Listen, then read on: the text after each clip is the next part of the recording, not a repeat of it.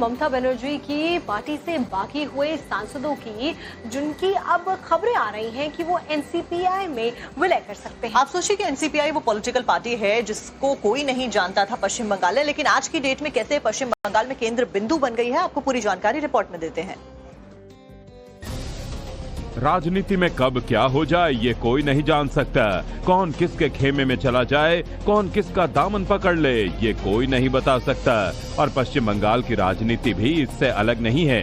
2 दिन पहले जब दिल्ली में बंगाल के सीएम शुभेंदु अधिकारी के साथ जब ममता बनर्जी के बागी सांसदों ने मुलाकात की, तब उस समय कोई अनुमान नहीं लगा पाया दीदी के बागी आखिरकार करने क्या वाले हैं, वो किस पाले में जा रहे हैं। लेकिन जब टीएमसी के बागी 20 सांसदों ने अचानक से nationalist citizens party of India यानी एनसीपीआई में विलय का ऐलान किया, तो अचानक से ये पार्टी राष्ट्रीय फलक पर आ गई और मीडिया में चर्चा का विषय बन गई। मेरा छोटा सा दल है, अगर ये बड़ा होगा तो क्यों ना खुश होंगे। अच्छा। मगर उसके लिए बातचीत करना पड़ेगा प्रॉपर तरीका से। तो कॉन्स्टिट्यूशन है ना, उसको मान के चलेंगे सब। और जब टाइम्स नाउ नव भारत ने एनसीपीआई में मर्जर को लेकर बागी सांसद माला रॉय से बातचीत की, तो उन्होंने ऑन कैमरा साफ साफ कुछ भी बोलने से इनकार कर दिया। कल आपका मर्जर हुआ है, जो बोलेगा श्री बंदोबस्त, लेकिन क्या वजह रही कि आप टीएमसी से निकल गए? कोई वजह तो रही होगी, क्या कोई दिक्कत थी पार्टी में? डेवलपमेंट के लिए, भारतवर्ष का डेवलपमेंट, बंगाल का डेवलपमेंट के लिए कोई समस्या थी पार्टी में जिसकी वजह से आप अपने जो है मर्जर किया? तुम्हें बोलबो केन? तो मीडिया ही तो सवाल करेगी ना आपसे, मीडिया ही तो सवाल करेगी ना, मीडिया ही तो आपसे सवाल करेगी। काम नहीं है। आप टेम्पर क्यों लूज कर रहे हैं? आपसे बस पूछा जा रहा है कि आपने जो हम तो बोला था जो श्री बंदोबस्त है, पॉलिटिकल बीट श्री बंदोबस्त है। लेकिन पार्टी तो आपने भी छोड़ा ना, तो आपकी तो कोई वजह रही होगी। आपकी क्या वजह रही जो है टीएमसी को छोड़कर आपने जो मर्जर किया, जो 20 सांसद के ग्रुप में आप ज्वाइन किया मैम आपने, तो आपका क्या रीजन था? सूत्रों के हवाले से खबर है कि बागी सांसदों के विलय की पूरी सियासी पटकथा पहले ही लिखी जा चुकी थी। एनसीपीआई के अध्यक्ष शिवली कुंडू 28 मई को ही पार्टी प्रेसिडेंट पोस्ट के साथ साथ पार्टी की प्राथमिक सदस्यता दे चुकी थी, जिसके बाद एनसीपीआई की पॉलिटिकल अफेयर्स कमेटी ने 31 मई को काकोली घोष को पार्टी का अध्यक्ष चुन लिया था और इससे पहले 18 मई को काकोली ने टीएमसी में विभाजन किया था। तो ममता बनर्जी की पॉलिटिकल पार्टी से कई सारे जो बागी लोग थे, नेता थे, उन्होंने एनसीपीआई नाम की पॉलिटिकल पार्टी का दामन पकड़ लिया। लेकिन इसके बाद में एक सवाल जो खड़ा किया जा रहा है वो ये कि आखिरकार एनसीपीआई जो पॉलिटिकल पार्टी है उसका दफ्तर कहां पे है। तो ऐसे में जो जानकारियां सामने आई उसमें एनसीपीआई का पश्चिम बंगाल के हावड़ा में ऑफिस खोला गया और हमारी संवाददाता जब ग्राउंड पर पहुंची और उन्होंने वहां से रिपोर्ट की है कैसा दिखता है ऑफिस, क्या कुछ वहां से जानकारी सामने आ रही है, आपको दिखाते हैं ऋता चटर्जी की रिपोर्ट। मैं अगर अंदर आऊं तो आप देख सकते हो ये जो ऑफिस है ये है जागो बिशो, जो कि है आपके एक एनजीओ हुआ करता था 2023 के पहले, बट 2023 के बाद ये रजिस्ट्रेशन हुआ 2023 में एनसीपीआई का, जो है नेशनल सिटीजन पार्टी पर। जैसे कि जो इन लोगों का कार्य करते लोग हैं, मेंबर्स हैं, इन लोग ओजीएस है, इन लोगों से बात करने के बाद हम लोग को समझ में आता है कि ये जो एनजीओ चलता था और जो इधर पार्टी का एस्टैब्लिशमेंट हुआ था, पर फिर भी इधर से वेस्ट बंगाल से कोई काम नहीं होता था। जो भी मेन एजेंडा पॉलिटिक्स मीटिंग्स होता था वो होता था आपके त्रिपुरा से। पर इधर 2026 में वो लोग एक कैंडिडेट दिए थे इधर से, जो कि जीत नहीं पाया, पर इधर कैंपेन्स किए गए थे। जैसे कि लोकल से भी बात किए टाइम्स नाउ, तो टाइम्स नाउ को बताया गया था कि ये एनजीओ के चलने के बाद जब रजिस्ट्रेशन हो गया कंप्लीट, तब इधर ये लोग इधर बहुत सारे नेता लोग आते थे, मीटिंग्स होते थे और कैंपेन के पीछे भी पैसे खर्च हुए थे। पर कल की मर्जर की खबर आने के बाद ही इधर डिप्लॉयमेंट हुआ है सेंट्रल फोर्स का, उसके साथ है स्टेट पुलिस, वुमेन पुलिस, जितना भी जरूरत है लॉ एंड ऑर्डर को सिचुएशन में रखते हुए, कोई डर की माहौल नहीं क्रिएट करते हुए इधर हुआ है।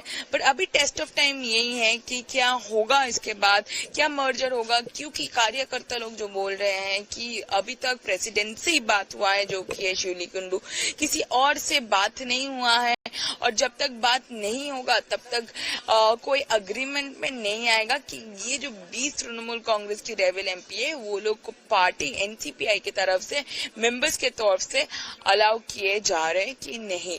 अभी तक जो बोल रहे हैं ये लोग अभी भी मीटिंग के इंतजार में है, उसके पहले मर्जर क्या होगा नहीं होगा इसका कोई अंदाजा नहीं है।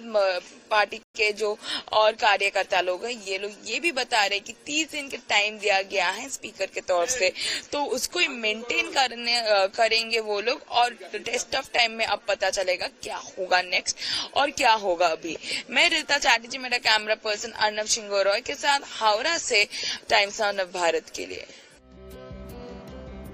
बात करते हैं एनसीपीआई से जुड़ी हुई एक और बड़ी खबर की, जिसको लेकर अब सियासत गर्माती जा रही है। एक तरफ जहां पर जो एनसीपीआई पॉलिटिकल पार्टी बनी उसमें जो ममता के बागी हैं वो शामिल हुए हैं, वहां पर टीएमसी में तो खलबली मची हुई ही है। दूसरी तरफ कैसे विपक्षी जो पार्टियां हैं वो भी हैरान नजर आ रही हैं। आपको दिखाते हैं पूरी खबर।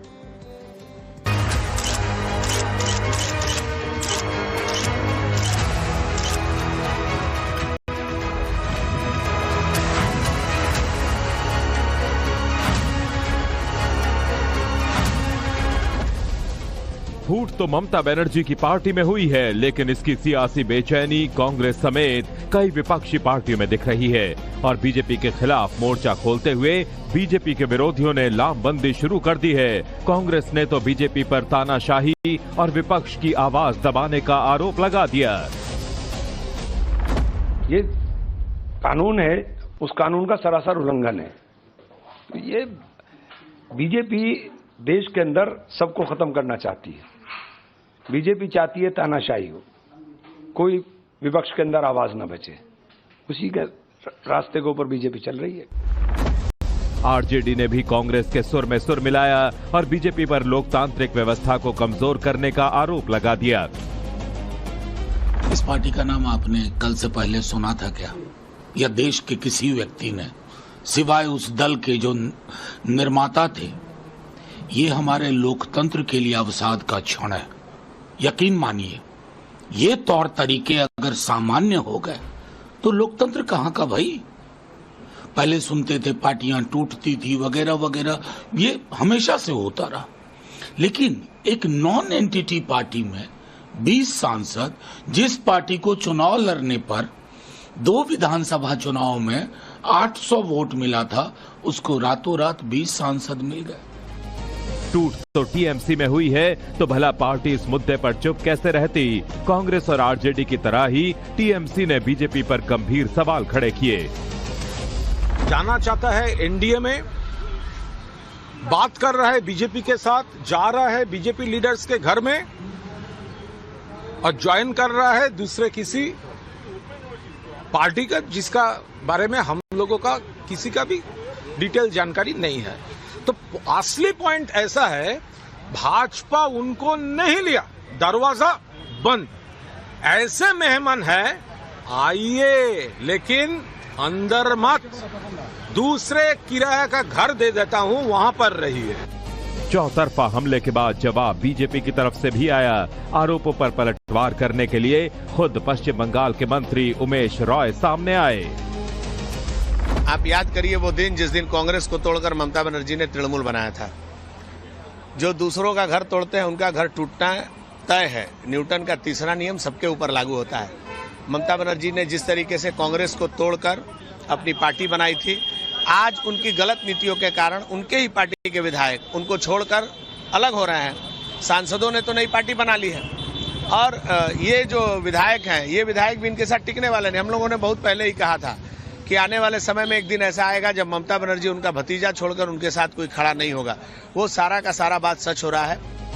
टीएमसी के सांसदों और विधायकों ने जिस तरह से ममता बनर्जी का साथ छोड़ा है, उसको देखते हुए आने वाले दिनों में टीएमसी में और भी उठापटक देखने को मिल सकती है।